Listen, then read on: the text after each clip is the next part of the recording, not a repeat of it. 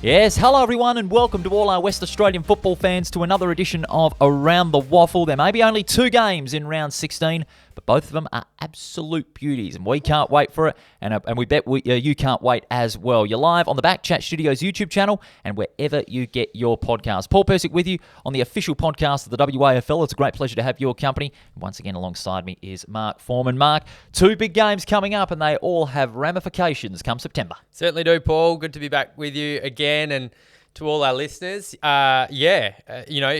you're going to have only 2 games in a weekend of WAFL footy, I think these are pretty good ones to have. So They certainly are. Looking forward to keeping an eye on these results. And you're right. I mean, I know you have a vested interest in the Freo Derby, but East Perth and Subi as well will be a really important one. We spoke to Taj Schofield on earlier in the week, and he was sort of saying, their footy's been good enough. Well, their footy's been good, but perhaps not good enough. Is it good enough to beat East Perth? Well, that's something that I'll be looking forward to having a look at as well. It certainly will be. Of course, in a moment, we'll have Harrison Marsh from East Fremantle to talk about the big derby against South Fremantle, as well as a little something we like to call stay, go or drop for the 7 teams that still are in the race for the final 5. That'll be a little bit later. This is Around the WAFL, the official podcast of the West Australian Football League. And, of course, one of those big games is the Derby. South Fremantle, they've won 15 straight against their arch rivals, but no doubt the Sharks, they are just as determined to not only crack that streak, but also keep their spot in the double chance intact. East Fremantle, they've played some good football. They went into the bye after a solid win in Geraldton, but they're back to commence the Battle of the Port. One of East Fremantle's big stars has been Harry Marsh, who's come over from Subiaco to take part in the Sharks side for this year, and he's good enough to join us. Harry, a big welcome to you, mate. Thanks very much for having me. Great to have you on the show. It's always a big game, this Fremantle Derby. What's the morale like in the side, knowing that you've just come off the bye, fresh as daisies after the win in Geraldton, and now you've got to come up against your arch rivals? Yeah, I think it's coming at a good time. Like you said, we had a pretty good win up in Geraldton. I think we're really starting to find some form. So, really looking forward to the weekend. I think it'll be a good matchup.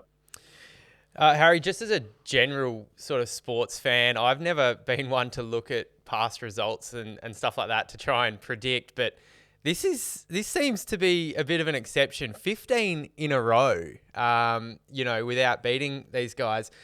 What's the mentality? Like, are the playing group aware of that? And does that play on your mind at all? I think you get a lot of external commentary about it. But from within, we're pretty focused on a week by week type of thing, and yeah, I mean, the history does sort of stack up, but like I said, at the moment we're really just focusing on ourselves and our form and what's actually helping us win games. So I think that'll hold us in good stead for the weekend. What is it about South Fremantle that makes them hard to match up on for you? Well, I mean, I think we've seen throughout the year in the WAFL especially is, if you're off 5 or 10%, any team's good enough to beat you. So if you don't bring your best, you're always at risk of losing. So I think, the Derby obviously makes it a little bit bigger in terms of a bit of feeling about it. But, like I said, if you're a little bit off, you're a good chance to get beaten because there's some quality sides in the WAFL this year. The conditions over there at Fremantle Oval on Saturday are going to be a little bit tricky, maybe a little bit of rain around. Does that sort of change the game plan a little bit, or are you sticking with what you're intending against the Bulldogs? I think we'll stick to what we're good at and try and play to our strengths as best we can. We've had some good games in the wet. We've had some average ones. So, whatever, that we can't control the weather. But, I think we could just control what we want to do and try and execute on the game plan. Harry, just wanted to speak personally about your journey. How important was your time at Sydney and then coming back, obviously, as an older player to play in the WAFL? What sort of learnings did you take out of that, and how important was that time for you? I mean, as a player, it was very, very important, I think. You learn a lot. I had a bit of a up and down career and wasn't too consistent. So, trying to take those learnings and just play as consistently as possible has been a big focus, and it's been awesome coming back. But I think it sort of just made me a bit of well-rounded player. And like I said, like consistency is my biggest focus, and trying to play at a higher level. Yeah. And so what was it like coming back? We often hear people when they drop back, they, have that appreciation of the game a little bit more. Are you enjoying your footy? Yeah, I think it's always tough when you come out of the system for at least a year. I think most blokes, do a bit of soul searching, trying to work out what they want to do, and that definitely was the case for myself. I probably didn't enjoy my football as much as what I would have liked, but the last couple of years have really been enjoyable, and just trying to have a bit of fun while playing footy, I think, is the main thing. And at the moment, that's the biggest thing for me. That's what drives me. So, but yeah, it definitely does take a little bit of adjustment coming back and working full time and WAFL. It's a huge commitment. Yeah, I bet it certainly is. And I don't think players get enough sort of credit. I think a lot of people just expect people to roll straight out of the system and just be raring to go and full of excitement and enjoyment. But I don't think that's necessarily the case for a lot of people. So, it takes a little bit to get used to, but it is a whole lot enjoyable at the moment. Well, you're certainly having a great season, Harry, and we're certainly enjoying you watching your football over at East Fremantle. All the best for the big game on Saturday at Fremantle Oval. It's an absolute beauty in prospect. All the very best to you and your side. Thanks for your time, mate. Thanks very much for having me. That was, of course, Harry Marsh from the East Fremantle Football Club. The pressure's really on them, I'd have to say, because they've got to beat their Archtown rivals. Because I think there was Jacob Lansby, who was on earlier this season after the WA Day game, that says if you can't beat South Fremantle, this East Fremantle side this year, you may not have a chance at winning the flag. But this game could define their season, what their path to the 2023 finals may look like. It could. If they're going to break a hoodoo, it's a pretty good time to do it, because 3 teams sitting on 36 points, inside that 5. Not only if they snap that hoodoo, they also really solidify themselves in the push for that top 3, and the best percentage in the league as well means that they've just got to win a few games to they're going to be at the top of that group. So it is a huge game. The more you think about it and analyse and talk about these things, it is really big for East Fremantle. It certainly is. This is Around the Waffle, the official podcast of the West Australian Football League. Every game live, free and in full on the AFL app. This is Paul Persick and Mark Foreman. Of course, the Battle of the Port 2 for 2023, Mark. There are injury battles for both. East Fremantle, we know they're without Milan Murdoch, who's out for an undetermined amount of time as a result of the shoulder injury. We may not know if he's going to play in the finals at all. South Fremantle, they've got Caleb Datson, he's still out. Brendan Archie out with a shoulder. Brock Higgins is out with a groin injury. Toby McQuilkin's out with concussion. And Chad Pearson is also out as well. So both teams a little bit hard hit. Yeah, so, and the thing about this is where you learn a lot about the clubs who, I know this sounds very cliche, but the clubs who will be there at the pointy end, because when your depth is tested, and it's a saying that you often hear is that you win premierships with your bottom 6, not your top 6. Sure. And so those guys coming in that need to cover for these, clearly, some of them top 6 players, those guys coming in, it's absolutely critical. Certainly is. At the role that they play. So you'll learn a lot. We'll all learn a lot as to where they're at, and to see, as they push towards the end of the year. Hopefully, as you mentioned, some of those injuries aren't too long term. But yeah, they need to cover, and good teams do. And there has to be a lot of those players that haven't played a lot of games for East Fremantle to really step up, and also for South Fremantle as well. From an East Fremantle point of view, it'd have to be Chris Walker. I mean, he keeps getting better and better. And I think this Saturday at 2:10 on the AFL app, Fremantle Oval, will be his chance to really solidify himself as a big future star of East Fremantle. Very spectacular player, can take a really good mark, well-balanced kick, and is quick on his feet through midfield. Yeah, and players like that, you learn a lot about players in big games too. So, finals is the easy one to look at, and you just got to respect players that play well in finals. But this is sort of the next thing in line is big games like this. And yeah, I'm looking forward to seeing him, because he's certainly got the talent, And so, yeah, stamp yourself on a big game. That's a way to make your reputation. And from South Fremantle's point of view, it'd have to be Brendan Donaldson. I mean, he's had a few lean games in the forward line. They've stuck him in midfield a little bit. I'd put him up forward. I'd put him up forward and get the scoreboard pressure going, because South Fremantle, they lack that a little bit, especially since at the start of the season they lost a couple of their good, mature superstars. Mason Shaw, he was the leader of that forward line for a long, long time.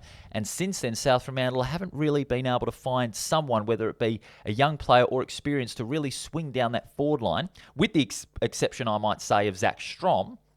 That can kick big bags of goals. So good Exmouth boy. Yep, absolutely. Good place in WA's Exmouth, no doubt about that. Yeah, lived there for a year. Yeah, absolutely.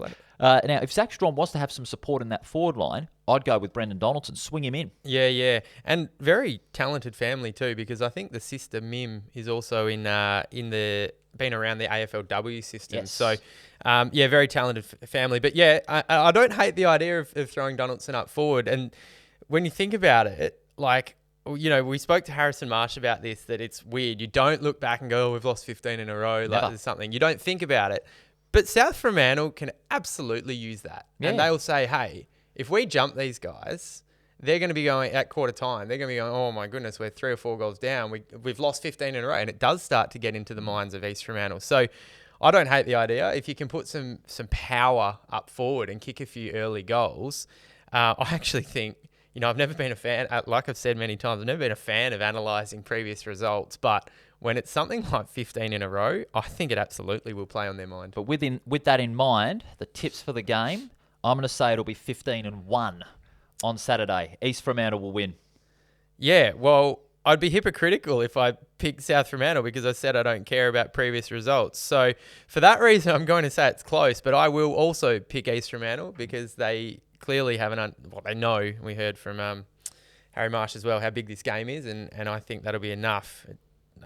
But in saying that, you know, it's a incredible run of such games. Intrigue, around this run, 15-0 for South Fremantle. But expect this one to be very physical as well, as all Fremantle derbies are. Yeah. Now, the second game of round 16, it's at 2:40 at Leederville Oval on Saturday. It's live on Channel 7. This is a big one. Hopefully a good crowd over there. East Perth and Subiaco, the co-tenants, battling it out to see whether East Perth can continue to stay alone atop the ladder, or will Subiaco keep the fight alive in the race for the double chance. Yeah, gunning for 9 in a row, which is also incredible. I think we spoke a couple of weeks ago about, finding ways to win, and they've just done their body of work in the middle of the season. Well, obviously starting early-ish, but 9 in a row is formidable. Subi, I think, would have been a little bit annoyed about that game a couple of weeks ago. Against Swans, yeah. Against Swans. And I suspect that the response we saw against Perth, who, look, we know Perth aren't travelling well, but Subi did what needed to be done. I reckon there was a little bit of anger in that. So look for them to hold on to that and build. And I am going to stick my neck out and say that Subi might win this. Ooh, you are really sticking your neck out in this one. But there is good reasoning behind it, especially with the 3 matchups that I reckon could be a big difference into winning this game. Scott versus Clark in the ruck. Watch out for that. That's going to be a good battle. Sokol versus Tedesco in the respective forward lines.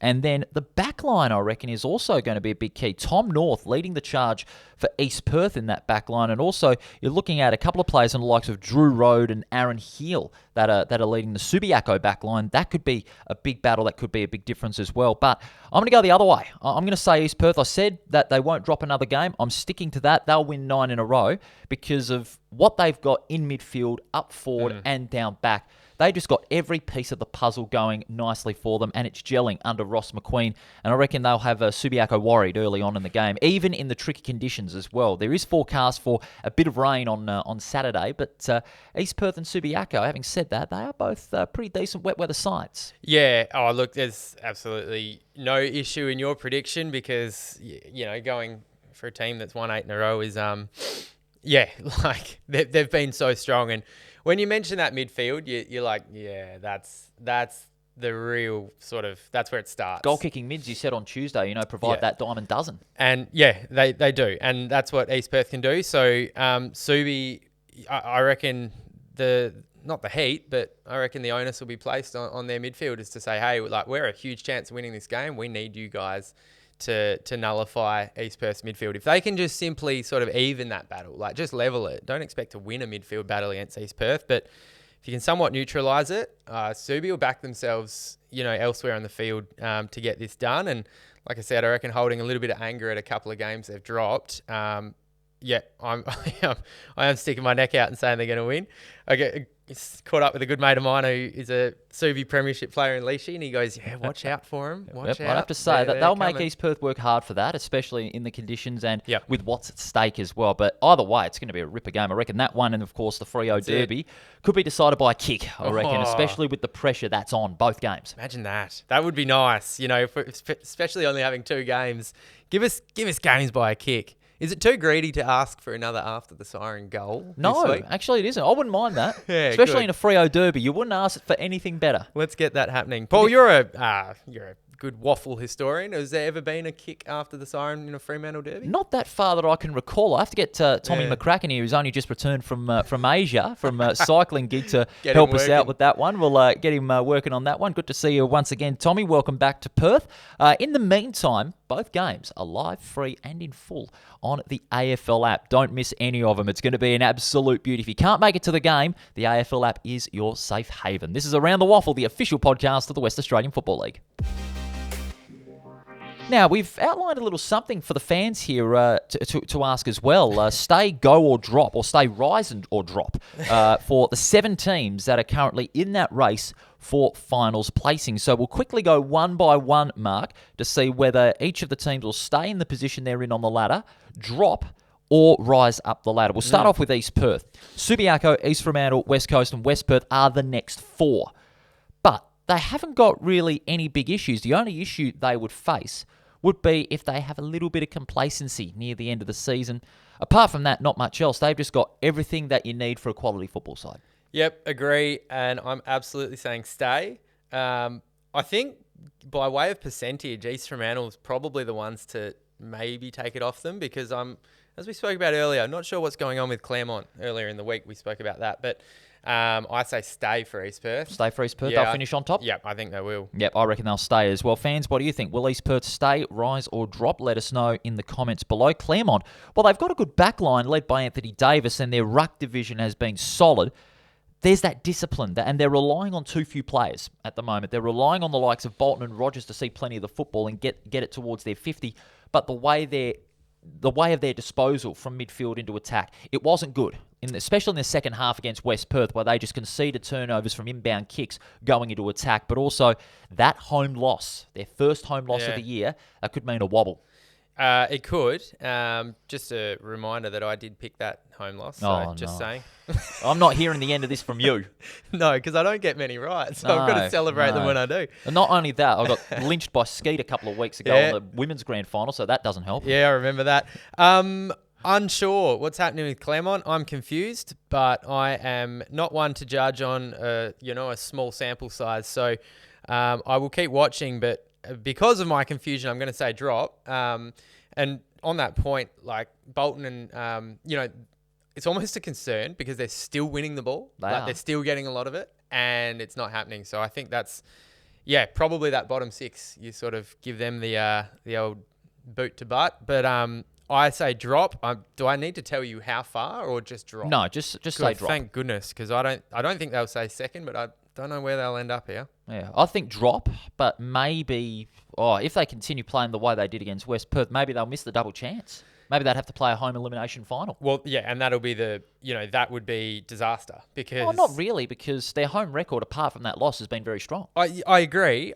Disaster to miss the 3 because making the top 3 for WAFL finals is really, really important. Like it's almost, it's similar to the AFL. It's very difficult to win from outside. What about East Fremantle currently in 3rd? They've got Claremont at the Wacker in a couple of weeks, the Royals, Perth and Subiaco in the final 4. The developing stars has been a vital asset. Chris Walker in particular, also Harry Marsh in his first season. But the late injuries and their up and down form from their forward line as well could be a big issue. Having said that, I reckon they'll still rise. I reckon they'll get 2nd place. Yeah, I'm with you. I was thinking, I say rise, I say second. If I'm sort of working this out in my head, but if I'm thinking East Perth are first, I can't see them going any higher than second. So I'll say Rise up to second. What about Subiaco? They've got East Perth on Saturday, then the Eagles, South Fremantle and East Fremantle in the final 2 weeks. Their maturity has been good. I mean, like Tash Schofield said on Tuesday, their footy's been good, but not good enough at the moment. But it can be good enough if they can win their last 4. I reckon they'll rise, but the problem is they have to sort out their 4 final quarter fade-outs as well. They've had a couple over the last month, with the exception of last week's win over Perth. And the form of Sokol in that forward line has been a little bit suspect. He did get 3 in that win on Saturday, but also the midfield relying on Lee Kitchen. Yep. I have a simple response to that, in that form is temporary, class is permanent. Yes. And I think Sokol will come good. I think guys like Lee Kitchen, they know how to get this done. And I'm actually going to say Rise looking at this. I reckon it'll be Claremont dropping down probably to 4th. I reckon Subi will... Yeah, I think Subi will make the 3. Subi will make a double chance. Okay. I like the belief. Like, I know, again, don't read too much into too much, but I like the belief that they spoke about. And I sort of just heard murmurings, this year that they were, of course they thought they'd do okay, but perhaps not this well. And I think when a team overachieves, it's a bit of a belief. Yeah. Down to belief and dedication. Absolutely. And when you create belief, good things can happen. Absolutely. I'll say Rise, and they'll get that double chance as well. Peel Thunder. We know the easy thing to point out is obviously the injuries to Fremantle, to their AFL side, and having to get a couple of players from Peel Thunder as well. But they've also got a good attacking brand of football, and their run and carry through Blair Bell and Ben Hancock is very, very good. They'll stay in the current position they're in. I reckon they'll make the 5. I'm going to go absolutely rogue here and say that they will drop. Whoa! Big call, big call. By way of West Perth. So... I'm going to absolutely do what I've said I'd never do and base it on a very small sample size, in that West Perth had a really good win against Claremont. They clearly, they're never going to lose belief. They think they can make it. And if they keep having big wins, they've got, 8% to bridge and 2 games. So that'll probably happen organically if Peel drops 2 and West Perth gains 2. Problem is, West Perth and Swan Districts, that deficit is always going to be one that they'll have at the back of their minds as well. So I'll say Peel to stay, and I'm also going to say West Perth and Swan Districts to stay as well. Only reason because of that deficit, but also West Perth, their form at home hasn't been good. Same can be said for Swan Districts. The positives for both sides, Swans have got a very good disciplined midfield. They've had that all season. The likes of Pina, Turner, McLaughlin, who's really made a name for himself in his first season, and Kemp, who's shifted up forward a little bit.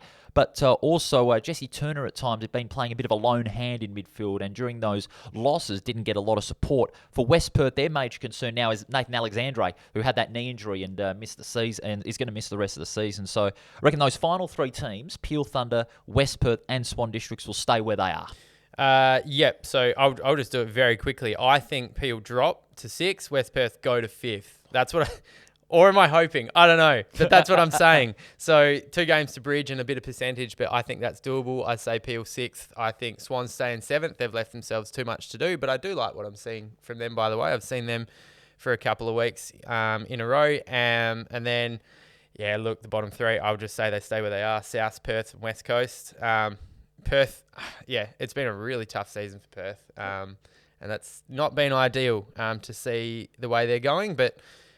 look, hopefully they can blood a few young players and move up next year. Absolutely. Their Colts program, I reckon that'll be a good source because they've been going unbelievably well this season. That's just about all the time we have for today's edition of Around the Waffle. Mark, have a good weekend at the footy, and I'll see you on Tuesday. Thanks, Paul. Look forward to it. It's going to be a big round, 2 games, but they're both absolute big uns. Round 16, the Derby, and of course East Perth taking on Subiaco. Both games are live, free and in full on the AFL app on Saturday. Of course, you can watch us on the BackChat Studios YouTube channel or listen wherever you get your podcasts. We also have socials in operation, Facebook, Twitter and Instagram. Give us a big thumbs up. We really do appreciate it. This has been Around the Waffle, the official podcast of the West Australian Football League. We look forward to your company on Tuesday. Bye for now.